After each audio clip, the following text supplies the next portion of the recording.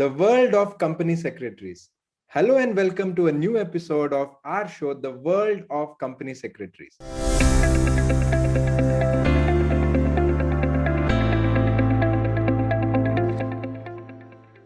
This is the show where we talk to different company secretaries in India and abroad and understand their journey of how they did CS and what they're doing now. Joining me today is a special guest, CS Bhagavathi, who is from Pennsylvania near New York, and she'll be sharing her journey of CS and what she's doing now. Hello, Bhagavathi, and welcome to our show. Hi, Alok. Thank you for inviting me.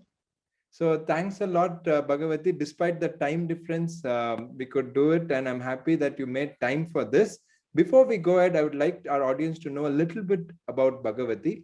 Bhagavathi is basically a commerce graduate. She's also done her law graduation. Besides this, she has done a CPA from the US, and also she's a certified commercial contracts practitioner that is in the US. And right now, she's working with a company called Avantor.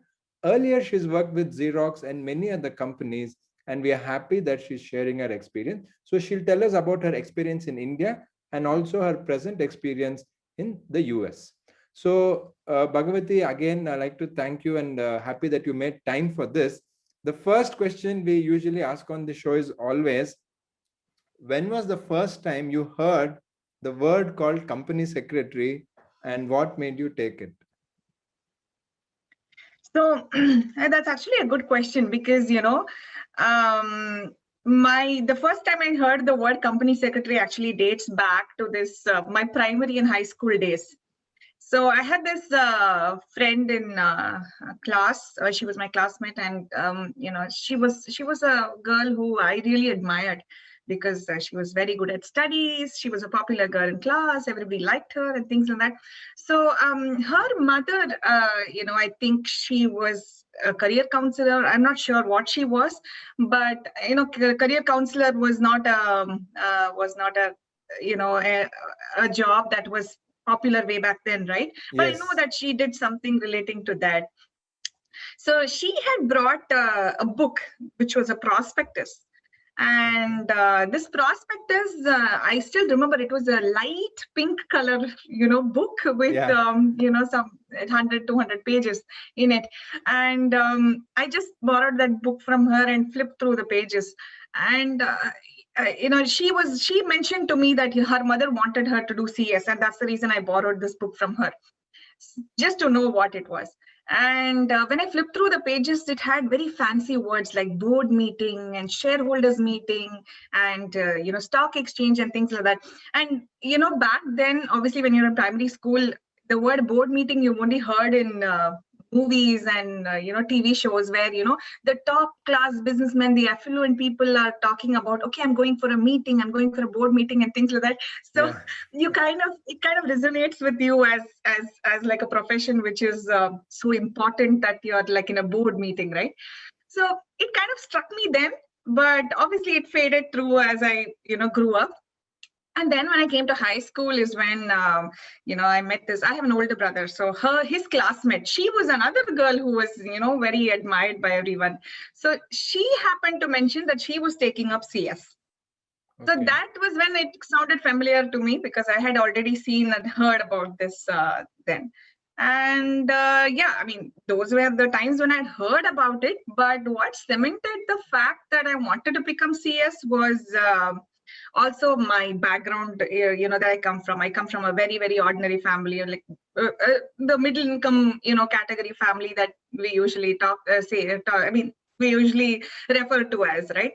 Yes. So I know that there were conversations at home. My parents would discuss saying, if both children chose engineering, there are not many sufficient seats. What if they don't get, free seat? We'd have to pay for management seat. Would that be affordable and things like that? So, obviously the natural choice was to move into a commerce despite being, above average in studies. And then my brother, he's a chartered accountant. So he ended up taking CA. So naturally my path was to follow and take commerce.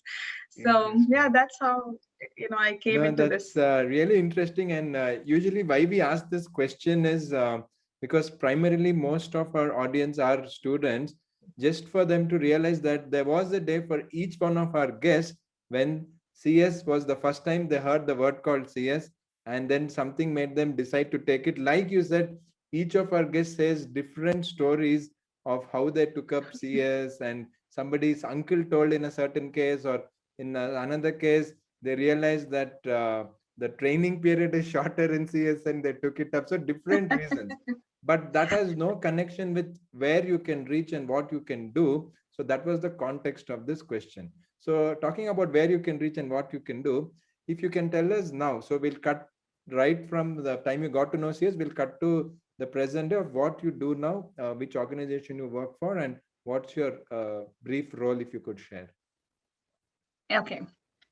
So I currently work as a contract specialist with a company called Avantor. And Avantor is basically a company which is into manufacturing and distribution of research and lab products.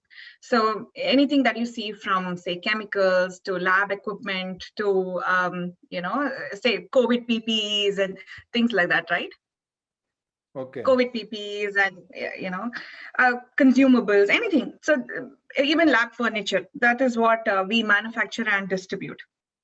So it's now, a medical equipment company. I'm sorry to cut you. Is a medical equipment company, or is it a pharma company? What would it categorize as?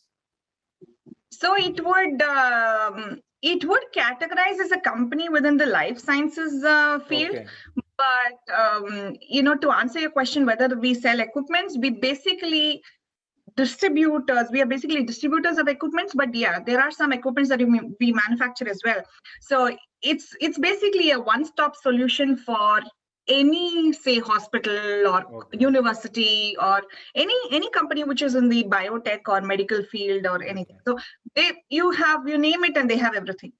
So for someone like an audience to understand, can we say something loosely similar to Biocon in India or something of that sort? With the industry, at least? Actually, no, I think this is much more simpler. Basically, what we do is manufacture chemicals, distribute products. Got it. Yes. And provide services. Sure. Got the picture. Yeah. I mean, the services portion is probably a little more complicated for me to explain on this. Sure. No, we don't want that much detail, but just to get an idea. Yeah. Yeah. It's very simple. It's just a company that provides products that can be suitable for hospitals or research companies or. Yes. So it's a company. Yeah, and so basically what I do at work, name is self-explanatory. Contract specialist. I deal with contracts. I draft, review, and negotiate contracts on behalf of the company. Drafting is probably lesser part of my work. The bulk of my work is review and negotiate contracts. Obviously, because more often than not, you're already either your customer is having a template or you already have a template, unless you're doing something really unique, which you usually don't do, right? You don't necessarily have to draft contracts. And so basically, right from writing the contract till you take it to closure, ensure that the contract terms are aligned with the business whatever they intend offering to the customer, and ensure that it's within the policies of the company and also the legal risk framework that we are willing to take. So this is in the American law jurisdiction, or you have multiple country jurisdiction? How does it work? So over here, I'm not licensed to practice law. Yeah. But we do work with attorneys who help with the American jurisdiction. But for India, obviously, because I'm licensed to practice law in India, I mean, not practice law, but because I'm a qualified attorney from India, I do handle contracts, for the Indian customers and, vendors who we deal with. But US jurisdiction, usually there are other attorneys that who handle Europe and other jurisdictions. Okay. So now we understood how you took up CS and now what you do right now. So we'll again go back in time about your days of a student. That is, what were the challenges you faced, or your what were the friends you had, or things like that about your days of a student and your struggle or challenges or enjoyment, that if you could share, that will really inspire people who are watching this. So my journey through the course, I actually enrolled for this course immediately or just before my 12th exams, second PUC exams, which is 12th. So, this was way back in 2001. So it's been 20 years now. But, I very vividly remember going to the institute, the small office behind the Wockhardt Hospital, the behind the Wockhardt Hospital, and getting brochures and, prospectus to fill in and submit and things like that. But yeah, I submitted it just before my 12th exams, and then I was all set to start along with my bachelor's. Okay. And when I just started, one second, just for the reference of our audience, this is in Bangalore. So in Wockhardt Hospital, the ICSI Bangalore chapter was there earlier, and that is what Bhagavathi is referring to. Yeah, please go ahead. So you told us after 12th you took up the foundation. Yeah, please go ahead. Yeah, after 12th I took up foundation along with my BCom. Yeah. So I believe that that was a good decision for me, because it kind of gave me a head start in terms of the time. Yes. Although there is no pressure in terms of completing the course, you still, all of us aspire to complete it as early as is possible, right? Exactly. That's the end goal. So we all want to do it as early as is possible. So, I feel that when you do it along with your graduation, I'm not suggesting that you must, but I'm just saying that if you do, then that you are doing something else. Unlike, if you started after BCom, then I feel that the inherent pressure is slightly higher, because for sure that, this is the only thing that you're relying on. So that was useful, but it is an additional effort, because when you're doing it along with your BCom, right? BCom is the first few years when you kind of hang out with your friends, and you have that independence from home that parents also give you because you're in college. Yes. So you will have to make sacrifices here and there because you're doing another course. You'll have exams colliding. You may not be able to attend some things because you have to study or attend some other class. True. Yeah, it is that extra effort you have to put in, but for me, I'm glad that it kind of all worked out, because although there were days when I would start at 5 a.m. in the morning to attend to take the first bus to go to either Cunningham Road or to St. Joseph's Boys High School for oral coaching classes. No, because I've done the same drill, so I know what you're saying. Yeah. Yes. Yeah. Most of us went through that, right, at that time, and then just because we didn't want to do those guideline answers. Correct. True. And then so it was more like finish those classes and then come to college, finish college, and then my college would get over by 4 o'clock, and then there were 2 or 3 days of the week when I was taking additional classes for tax laws and accounts for my intermediate and final. So I would come back to those classes, finish, and then come home. So it was kind of a 12-13 hour day, at least 2 or 3 days in a week. So that was kind of a drill, like you're saying. It is extra effort, but I would say that if you're able to do, it kind of pays off at the end. So yes, it definitely does. Yeah. So that was nice to know your journey over there. So where did you start your career? Did you immediately take the law after your degree, and or did you take the law a little later? Like, how did that happen? Yeah, so I did my regular BCom course. So, and then I was doing my CS along with that. So when I finished my BCom, I had finished one group in final. So immediately after that, I was able to start off my training, and I did my training with Britannia. And then just within like a few days of joining Britannia, I had a colleague who suggested that law is something. I had absolutely no idea of doing anything more than CS, but I had a colleague who suggested that a law degree would really help me, and I'm glad that he suggested and I listened to him. And I went ahead and enrolled myself in a 3-year law as well. then finished my CS, finished my training, and then joined employment while I was pursuing law. The college was early mornings, so I was able to finish that and then go to office. Okay, great. So now that you did your training in Britannia, can you tell us how important are the days of training and how did it help you? So, certainly days of training are is very, very important, no doubt about it. And it's very important that you do it from, a place which can give you that kind of exposure. Because what I realized during my training is, we study, we write exams. But to relate to, what you're studying and why is it that you're doing and how to do it, right? It is different. The experience that you get in training is completely different. In fact, we all study notice of general meeting, we all study notice of board meeting, but every company has its own way of doing things. And then, although you've studied, you've drafted and things like that for your examination, when you come to the real world and do it, it does feel slightly different. So I won't say it's absolutely unrelated, but I'm saying that, your practical experience is always very different. So I would say if you have an opportunity, you should do it in a place which keeps you really busy, because that's when you're able to capture and grasp as much as is possible. Okay, great. So after your training, can you tell us about your corporate days? Like even like what companies did you go to and the kind of work there? If you could share a little bit about that. Okay.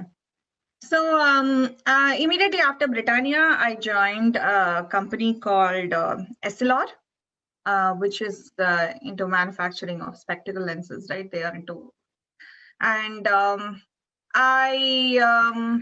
it was a very brief stint. And immediately after Ekcel, I moved to a consulting company called JCSS. Yes. I was there for a couple of years, and then I for a brief period I moved to Netherlands. So then I had to quit then, and then when I came back, I joined Xerox. That's and yeah. So Xerox was again until JCSS I had a very core secretarial role. So I was only into CS, but my journey with like a dual role in legal and secretarial started when I joined Xerox. So that's where I would handle both, legal and secretarial. That's where I got introduced to contracts as well. And most of the companies that I worked with were private companies. So obviously, that dual role kind of justifies over there. And then I moved on to, I stayed with Xerox for almost 4 or 5 years. And then I moved to a company called IMS Health, which is now called IQVIA. And I worked with them in India for 3 years, and I moved here. I got an internal transfer and moved over here, and I was supporting them from here for a couple of years. And and then moved away from there, pursued my CPA, and then joined a company here locally, which is where I am right now. So when you first took CS just after 12th, did you think that one day you'll work for Xerox or then think of doing CPA? And how did the CPA come about and what was the idea behind it? So, when I took up CS, whether I knew I'd be working, I didn't know I'd be working for such and such a company, but I knew I'd be doing great things. Not because of myself, but because of the kind of course. Because all along, I firmly believed that a CS course would really take me to places. So, that is a belief that has stayed with me for a very long time. So I did always imagine myself, when I dreamt of what I'd be when I qualify, I always imagined myself to be working in, well-known companies. Okay. So so when you moved to the US, what were the opportunities there? Because traditionally what we call as a company secretary here in India or some of the other Commonwealth countries also, I'm not too sure whether a similar concept is there in the US. So how did you make that shift and how was that career decision for you? Yeah, I mean, for me, moving to the US was more of a family decision because my husband had to move out of India, and so I accompanied him. Okay. But it was a challenge initially because I knew that US was a place which would not recognize my CS qualification as much as some other Asian companies, or even, as a matter of fact, UK or Australia, right? Like Yes. in Australia and UK, you do have exchange programs where you write a couple of papers, get exemption, and then get qualified as a corporate secretary or chartered secretary, whatever they call it. And Correct. same with few other Asian companies. But over here, you do have a role of a corporate secretary, but that is traditionally performed by lawyers or attorneys who are qualified to practice law here.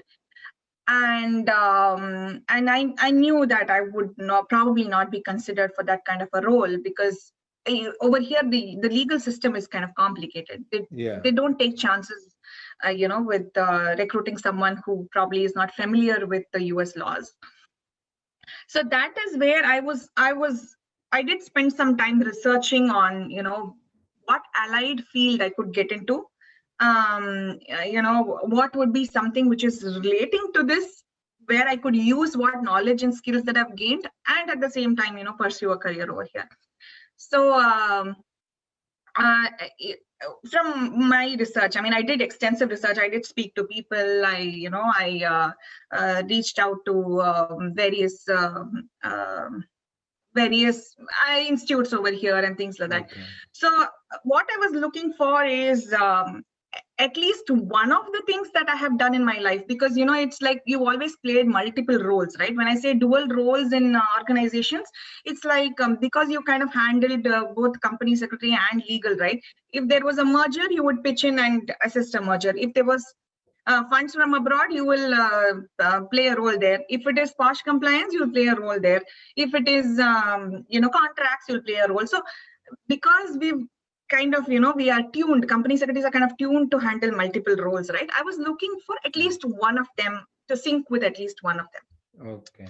So I explored compliance as one of the areas. Fraud investigation is one of the ideas. I explored, doing a law here as one of the ideas. Okay. So things like that. But I felt that in terms of the time taken and also in terms of the effort, taken, I would probably be able to complete a CPA. And CPA would be allied. So if I wanted to get into compliance roles, correct, it would kind of help. And traditionally also over here, contracts, either they are handled by attorneys or by CPAs. Okay. So, I felt that it would kind of open up various areas for me to get into. And that's how I considered doing a CPA. And of course, I also ended up doing a few certifications when I decided that, contracts is one area that has a very good potential over here. I also did something called as a certified contracts management practitioner here with an association called IACCM. Okay. So that's how I arrived at CPA and this. No, yeah, I'll just after ask the question, now I'll tell the context. This is basically because there are a lot of students or people who are pursuing or planning to pursue. They have a very limited idea about the global opportunities, or they say that, okay, CS is not recognized here or there. But this question was with the context that because of your knowledge and experience of CS in India, that helped you to probably take CPA or think about the commercial contracts practitioner. And so basically in 12th standard, I'm sure you did not know that one day you may end up in the US, in Pennsylvania, and you took up CS. But during the journey, you changed the career path, and it was not completely unconnected to what you had done earlier, but you can always add branches and new qualification. So that was the context. So students need not worry about what will happen far ahead in their future, because whatever you do, you can always use it in the best way possible, like you have. So that was no, that's nice very to know. true. Yeah, I mean, like you're saying, right? That's very true, because one of the best things that I also believe is about the CS course is, is the varied or the variety of subjects that you're introduced to as a student. True. So if you look at the kind of subjects, right, literally you're studying mergers and acquisitions, you're studying secretarial, you're studying contract law, you're studying IT law. There's when I was studying, we were studying World Trade Organization and things like that. But at that point in time, I was wondering how this could be connected to CS. Why is it that we are studying? Are we a jack of all and master of none? And things like that have crossed my mind. Yeah. But I realized that students should use this as an opportunity to see what subject they are inclined towards and what they like, so that they can shape their career also in that manner. Yeah, because like you were saying, now we have subjects like financial management, strategic management, which traditionally, let's say an MBA from a big B school would do, that is strategic management and consulting. Then you have all the law subjects which we can think of, right from economic laws, CPC, IPC, everything. So you're introduced to everything. And in fact, this I feel personally as the biggest asset of the CS course, because you're not really specializing when you're studying, but it gives you the opportunity to specialize in, let's say, 30-40 areas when you decide to. So that is the special part. And you're one of the best examples where for different reasons you had to move to the US, and our traditional ICSI CS is not recognized there, but you didn't have to start from zero. You just had to do some additional courses, which is again related to your prior knowledge and experience. So that's the perfect example. I'm sure students will take a leaf out of that. So going further, how different or how common, or what are the things which are common and different with what you did as a CS, whether it's in Britannia, Xerox, or other companies, and what you do now in the contracts negotiation and contracts review? So, like I said, right, it's very hard to define a CS's role as somebody who does this or that. Because like we're seeing CS getting into various areas like insolvency or whatever it is, right? So each one has their own area of specialization. And all through my career, I've been more like a generalist. So I've had legal and secretarial, and whatever comes your way during your period of time in the company, I ended up handling all of those. So and one of them was contracts. So be it Xerox or be it IMS Health, which is IQVI, both places I was involved in contract negotiation. So if you ask me how different the roles are, the role, if you're comparing it to a traditional CS role of secretarial, it is very different. But contract management is not something that a company secretary cannot or should not do. So let me put it that way. I think it is something that a company secretary can do. So like I'm talking, let's say, about the skill sets. So the skill sets always stay with us. Like you were saying earlier about notice and board meeting, we would have studied during days of a student, but only when you went for training, you should actually draft a notice. How do you actually service a notice? I mean, serve a notice and then convene the board meeting. These things have a different angle. It's like getting into water. You can watch 100 videos about swimming, but when you get into the water, it's different. So in that angle, the skill sets, was it useful after moving to the US, which you had developed in India?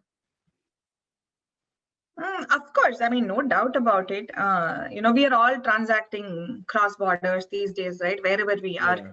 So, and given that, as a company secretary, you deal with multiple, individuals with different personalities, different backgrounds and things like that, right? You're dealing with government agencies, you're dealing with like your own company employees, you're dealing with different departments, you're dealing with statutory authorities. So that skill set, I would say, is very valuable, because even as a contract negotiator, right, you're negotiating with people from different backgrounds and different personalities. So how you adapt yourself and how you are able to take the interpersonal relationship and how you use it to your advantage, that is something that I feel I acquired over the years as a company secretary, and kind of stays on with me now as a contract negotiator. Okay. No, why I ask this is because just again for our audience to learn that whatever you had the experience or the skill set which you develop will always stay with you, and it will come to your use. Even in a case like yours, where you had to move to a jurisdiction which does not recognize the traditional understanding of a company secretary, but all your knowledge, experience, training has helped you to do well in your role as a contract negotiator, and you doing CPA. Because let's say you did something else over here and you go to the US and say, I want to do contracts, I'm sure it'll be difficult for you and for people over there. So just to bring out that point, I asked that question. A little bit more about what you're doing now. What are the future trends which you see in the role which you're doing now and the profession which you're into right now with respect to contract negotiation and review?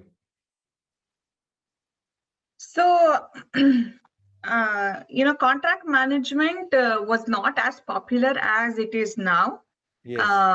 Even like say, 5-6 years back. I won't say 5-6 years back, maybe a decade back, right? It wasn't so popular, but it's obviously gaining a lot of popularity. Like again, this is probably related to the skill question that you asked me, sometime back. In terms of contract management, right? If you need to be a good contract management professional, you also need to have the skill of risk management, project management, and business law. So, again, these are all connected to what you've studied. You have kind of, you're able to decode, balance sheets. You're able to, so there are a lot of things you're able to, it makes financial sense to you when you look at, a balance sheet or a P&L account, because you have learned that as a company secretary. So in terms of the current and future trends, obviously it is gaining a lot of popularity because like how businesses have HR as a function, finance as a function. Now they are looking at negotiation also as a function because they see that it is creating value for the organization, be it in terms of creating like durable relationships with vendors and customers, be it in terms of bringing economic value for the business. So there is a concept called nego economics. So nego economics is where you use negotiation as a strategy to create or bring in economic value to the company. So there is a lot of unexplored potential, which a good contract negotiator will be able to bring into the organization. And also in terms of future trends, there's a lot of technology coming into contract management. You have smart contracts, you have artificial intelligence, you have automated contracts, things like that that are coming into. So obviously, when you know that technology is coming into, that there's obviously more work and there's scope for much better.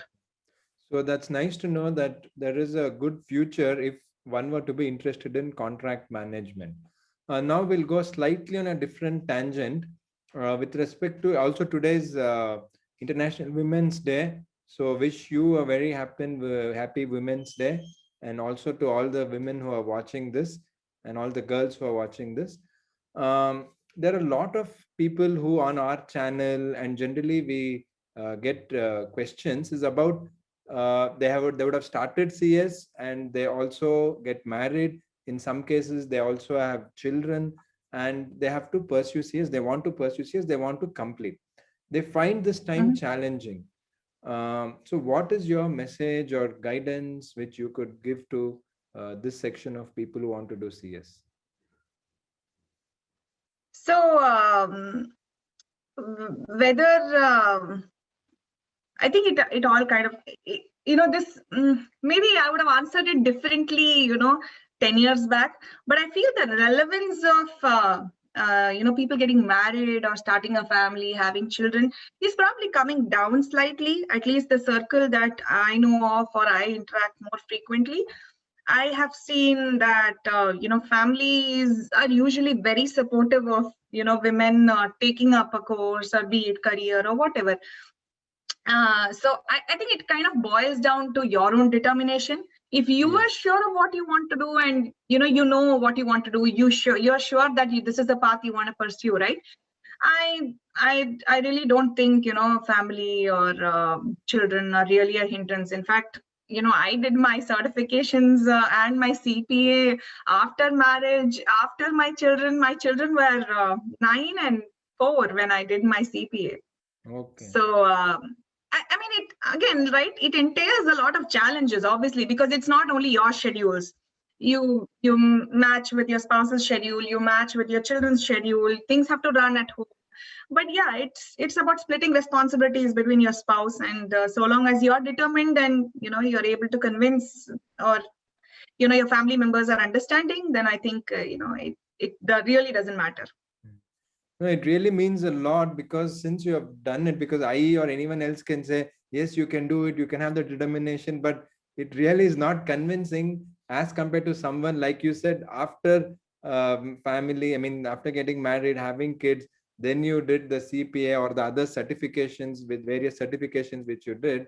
I'm sure all the women and the ladies who are watching this will get inspired and also follow suit. Next question, Bhagavath, we wanted to ask about if someone were to move to the US, since you're in the US, probably you can answer this better. And they have done their CS over here, or they have certain skills of a CS or a lawyer there. One is contract management, like you're doing. Generally, are there, or is there a demand for people with these kind of skills, and what are the broad opportunities? What can they explore? If you could share a few points on that. Yeah. So, first and foremost, right, if you move to the US, it's a land of opportunities, no doubt. But one of the things that most people face over here is with respect to the visa restriction. Yeah. So even if you will be able to find a job that matches your role, I think you need to have the right kind of visa to be able to pursue a career over here. If that problem is resolved, so I didn't have that issue, thankfully. I did have a spouse visa that allowed me to have a career over here. So if that issue is resolved, then few options that I've done enough research to say that these are the options that are available. Yes. So few options, like you said, yeah, contract management is one role. You could do your CPA if, that's if provided you are determined and, you're organized enough to finish, you can finish within 1 year. Or you could do a paralegal course. So paralegal course is again like a certification that you can get. Okay. Paralegal is where you're not an attorney and you're not assisting with legal advice, but at the same time you will do something which is allied, in the sense that you may help with drafting certain documents, you may help with filling in certain forms, you may help with submission to regulatory authorities and things like that, which will require a paralegal certification. And paralegals are also pretty much in demand over here, but again, that will entail some kind of certification. Yeah, just to cut you for our audience, in the famous TV series Suits, Meghan Markle was a paralegal before she became an attorney. So that is the role of a paralegal. Oh. Yes, please continue. Oh, okay. I was not aware. Okay, I'm not familiar with this show. Yeah, in Suits, in one show, she was that role. So I'm sure many would have watched it. That's why I just mentioned. Please go ahead. Contract management, paralegal, CPA. Yeah, and what other thing that I can think of? As of now, I think these are the things. I know that, there is an overseas center that the institute set up last year. Yes. Over here in New Jersey. But, I haven't found luck, having contacted them, I haven't found luck. I don't know if there's any activity which is going on. I think they've just set it up, and they are in process of taking it to the next level. That is what information that I had. But yes, they've recently set up a center.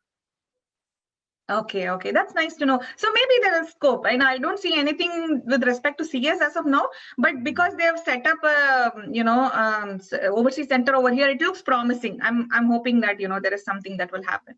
Okay, great. So in your view, to be a successful company secretary or a person with the skills of corporate law, what do you think are the 3 top qualities required? Because most of the people who are watching this are in the journey of becoming a CS. So top 3 things to tell you. I think first and foremost, I would say being ethical. Because, you know, as a company secretary, right, everybody is looking at you as a compliance officer, as a chief ethics officer, and, you know, officer in default and things like that. So the names itself kind of suggest how important your role is, right? Yes. So given that you're in a role where you can have access to so much of confidential information, you can have access to information about the, you know, key managerial personnel, you can have information about your prospective plans of the company, you may have information regarding an investigation that you're conducting if you're handling posh related, you know, areas, right? So these are all very sensitive information, and I feel it is very, very important for a person to be ethical, especially if you're taking up this kind of a role, and, you know, ensure that you're maintaining information and confidence, and also you're behaving, or you're presenting yourself in a manner that is trustworthy. That, yes, I feel is, you know, probably very important. Other than that, I would say, you know, maybe attention to detail, because, you know, everybody studies the same course, but what sets you apart? What sets you apart is your attention to detail. So it's like, you know, you would have heard many places and seminars or whatever, when you go and a really knowledgeable person is speaking, the person is saying, you know what, section 134, there is a comma which says, you know, after without limitation. That comma means this. This is the interpretation. And then this has a reference to 3 other sections. So yes, things like that, right? That kind of sets you apart from the ordinary. So if you're really talking about like CS, successful CS, I would say, you know, that is one of them. And the other one, of course, is hard work. I mean, if you can call it hard work, you can call it smart work, whichever way. But I've always believed that if you put in the required amount of effort, there is no way you will fail. You know, if you've been honest in putting in, you know, whatever effort, and you're persistent with your goals, things will definitely fall in place. So ethics, attention to detail, and hard work are the 3 points which you have shared. Thanks a lot for that. Now, the last question we want to ask is based on actually one of the articles which I was reading, where it said that to be successful in any career, especially if you want to reach the top, only 15% of your success depends on your core technical skills, and 85% depends on your overall personality and soft skills. So what do you feel are the soft skills required for company secretaries? Again, basically because a general complaint which the corporate has is that compared to some of the other professionals, the CS fraternity, especially the freshers or in the initial stages, they have fewer skills with respect to the soft skills, or it's not as strong. Of course, they may develop later. So in this angle, what are your views about the soft skills? So I think communication is one aspect which is very, very important. Okay. You know, all my life I was reasonably good in communication, and I thought that you know, I knew a thing or two, until, you know, my children are now growing up, and then, you know, what I can say in one paragraph, they can probably finish it off in one phrase. So I you know, that's the kind of it is developing. Obviously, when we were growing up, you know, English was like a secondary language, and yes, I'm in no way you know, making or condescending other languages, or, you know, I'm in no way saying English is superior to other languages, but because that is a language that we are using frequently, I am taking English as an example. It can be any language that you're comfortable with, if that works for you in your profession. But, you know, generally speaking, I feel mastery of a particular language is very important, because how you communicate, you know, is how you communicate is very, very important. And I'm probably, you know, in emphasizing on this because, you know, communication is one of the most important aspects, even as a contract negotiator. Exactly. But of course, while communication is important, if you don't know anything about the subject matter, there's no point in having good language skills. True. If you have good subject matter and you're not able to communicate, then also there's no point. So it kind of goes hand in hand. So you need to have subject matter, which is a technical skill. And then, along with that, if you're able to you present yourself well, that is certainly a soft skill that I have seen is probably something which is evolving in the CS community. And I think it is very important that it evolves as well. And yeah, I mean, did you say 3 of them? Do you need 3? Yeah, I need 2, soft 3, skills? or it's up to you. Okay. Okay. So the other thing that I can think of is your ability to work under deadlines. So so more often than not, you're dealing with like sending agenda papers. There is always something coming in last minute that you have to plug in, and then you have to, you have like a merger that you're handling. You have some 30,462 things that you're doing within 20 days. Correct. So it's like your ability to handle pressure, ability to stay calm, ability to quickly act and swiftly act is something that the CS course itself trains you for that. But it's good. It's definitely a good skill to have. And third thing I would say is common sense. Because CS is I remember. Right, you're right. CS is common sense. Because I remember my first manager that I had, he had mentioned to me that CS is not rocket science. You don't have to know mathematical formulae that you apply and derive at something. All that you need to know is, application of what you study. And believe me, not every CS and lawyer who you meet will know every provision of law. What is needed when you don't know something is to apply logic to see what best you can do in the circumstances given, and where and how to find an answer to what you don't know.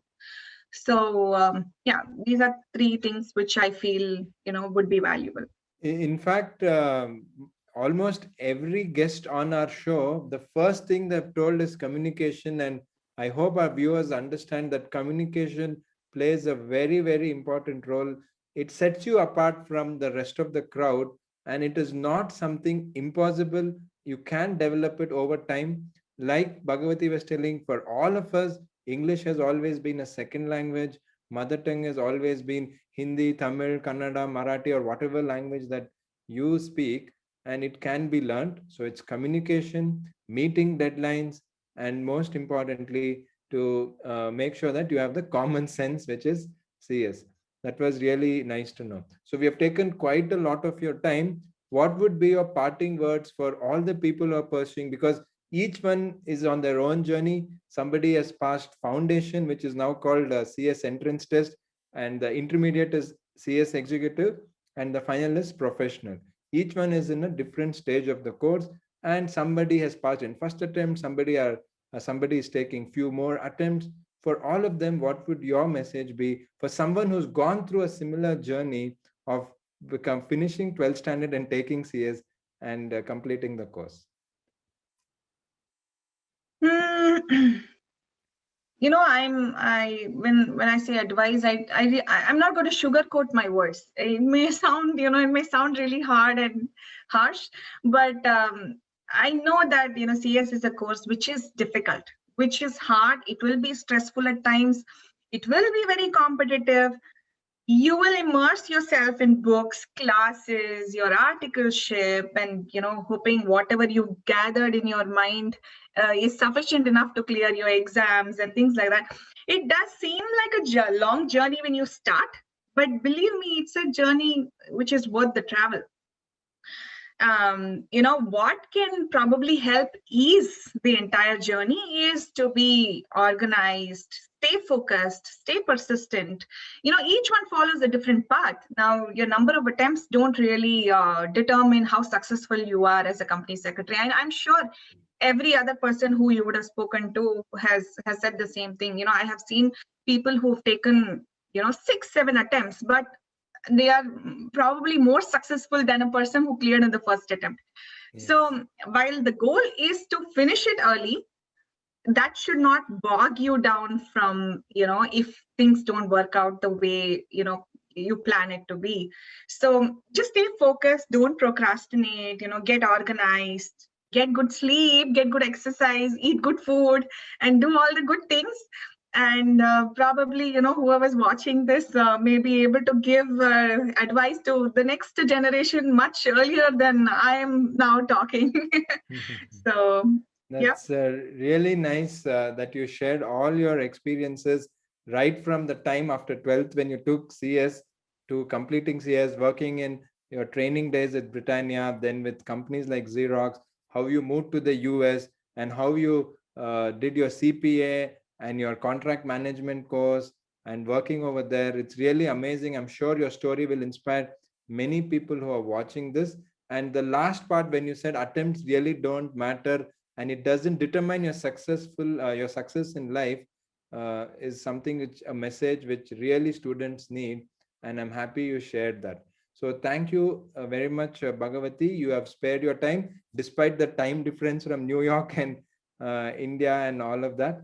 So we look forward to interacting with you more in the future. If you could give some time of yours, thank you very much, and I hope you will come back on our show in the future. Oh, thank you very much for giving me this opportunity and inviting me, because, I'm always looking at ways to be in touch with the CS community, although I don't necessarily use my CS membership anymore, but I still keep it in active use. I complete my credit hours, annually and things like that. So I'm also looking for ways to, really meet and be in touch with other company secretaries and students as well. So thank you so much. I kind of relived my journey as we were speaking. Otherwise you just go with the flow. You don't really sit and think about, how you started and where you started and things like that. But yeah, thank you. It was really nice to relive my journey. So thanks a lot. Thank you for joining us. So that was CS Bhagavathi, who shared her entire journey from the time she took CS course to what she's doing now and how she works in the contract management. For more such episodes, subscribe to Ekcel Academy, and you will be getting inspired with many more company secretaries in India and abroad. Thank you, and all the best to you.